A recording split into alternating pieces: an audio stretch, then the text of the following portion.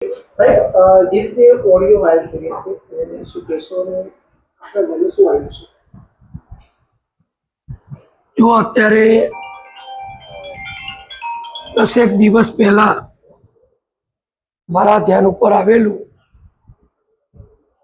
કે એક વ્યક્તિ જેનું નામ ચંદ્રકાંત પટેલ છે, એણે વિના કારણે મારા એની સાથે કોઈ લેવા દેવા નહીં, કોઈ જાતનો સંપર્ક નહીં, એ વ્યક્તિએ મારા વિરુદ્ધ બીજા કોઈ વ્યક્તિ સાથે વાત કરતા અપશબ્દો બોલ્યા, મારા વિશે ખરાબ બોલ્યા અને મારું રાજકારણ પૂરું થઈ ગયું ને હવે હું ક્યાંયનો નથી રહ્યો એવી એણે એ ઓડિયોમાં બીજા એક વ્યક્તિ જોડે વાતચીત કરેલી.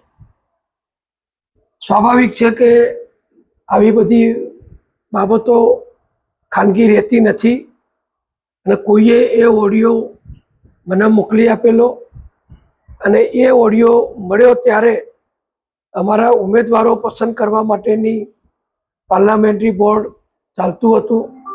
પાર્લામેન્ટરી બોર્ડના સભ્ય તરીકે હું સ્વાભાવિક 5 થી 6 દિવસ સળંગ માન્ય મુખ્યમંત્રી શ્રી, માન્ય પ્રદેશ અધ્યક્ષ શ્રી જગદીશભાઈ વિશ્વકર્મા એ બધાની સાથે સતત મિટિંગોમાં હતો.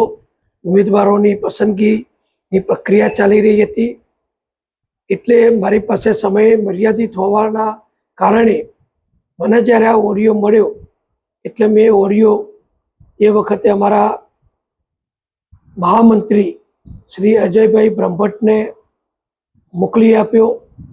અમારા મહેસાણા જિલ્લાના પક્ષના પ્રભારી શ્રી ભરતભાઈ ડાંગરને મોકલ્યો અને મહેસાણા જિલ્લાના પ્રમુખ શ્રી ગિરીશભાઈ રાજગોરને મોકલ્યો.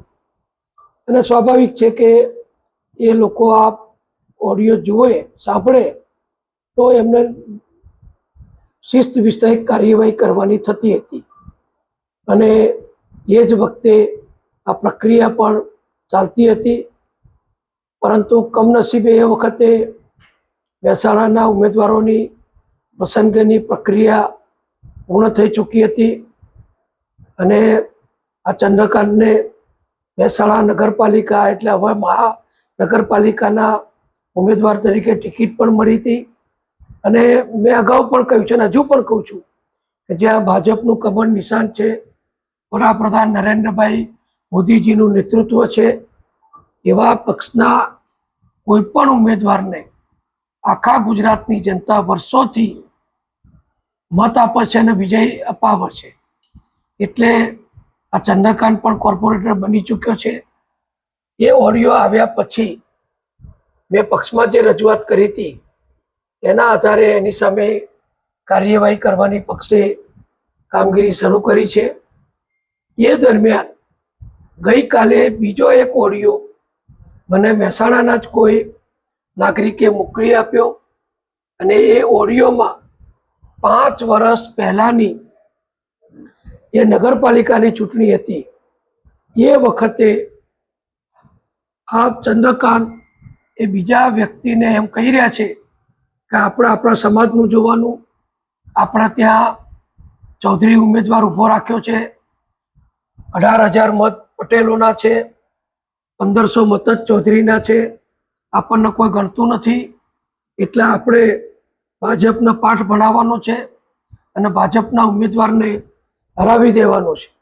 આવું કહીને બીજા એક વ્યક્તિને ઉશ્કેરતો ઓડિયો એ ગઈકાલે જ કોઈએ મને મોકલી આપ્યો છે. એટલે આજે આપણા મહેસાણા જિલ્લા પંચાયતના પ્રમુખ તરીકે શ્રી નીતિનભાઈ પટેલ વિજાપુરવાળાની જે વરણી થઈ એમને પદગ્રહણ સમારંભમાં હું ઉપસ્થિત થવા માટે મહેસાણા આવ્યો હતો. અને આ ઓડિયો જે ગઈકાલે મને મારા ઓડિયો સિવાય બીજો ઓડિયો જે મને પ્રાપ્ત થયો છે જે 5 વર્ષ જૂનો છે, એમાં ભાજપના ઉમેદવારને હરાવી દેવા માટે આ ચંદ્રકાંત પટેલ એક બીજા કાર્યકરને કહી રહ્યા છે કે આપણે આને હરાવી દેવાનો છે.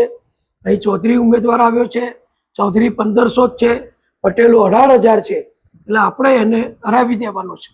આવો ઓડિયો એ મેં જે મને મળ્યો હતો એ સ્વાભાવિક છે કે મારી ફરજ છે કે મારે આ વિશે મારા સંગઠનના નેતૃત્વને જાણકારી આપવી પડે, એટલે અત્યારે આવી અને મેં અહીંયા અમારા પ્રભારી શ્રી ભરતભાઈ ડાંગરને એ ઓડિયો સંભળાવ્યો છે અને ગિરીશભાઈ રાજગોરને પણ એ ઓડિયો સંભળાવ્યો છે. અને ચંદ્રકાંત પટેલની સામે પક્ષની વિરુદ્ધ કામ કરવા માટે, પક્ષની વિરુદ્ધ કોઈને ઉશ્કેરીને ભાજપના ઉમેદવારને હરાવી દેવા માટેનું કહેવા માટે કડકમાં કડક પગલાં લેવા જોઈએ. અને મને આશા છે કે અમારા અધ્યક્ષ શ્રી જગદીશભાઈ વિશ્વકર્મા અને અમારા સંગઠન મહામંત્રી શ્રી રત્નાકરજી, અમારા પ્રભારી જે મહામંત્રી છે શ્રી અજયભાઈ બ્રહ્મભટ્ટ અને શ્રી ભરતભાઈ ડાંગર જે જિલ્લાના પ્રભારી છે, એમના દ્વારા હવે ચંદ્રકાંત વિરુદ્ધ કડકમાં કડક શિસ્ત વિષયક કામગીરી કરવામાં આવશે.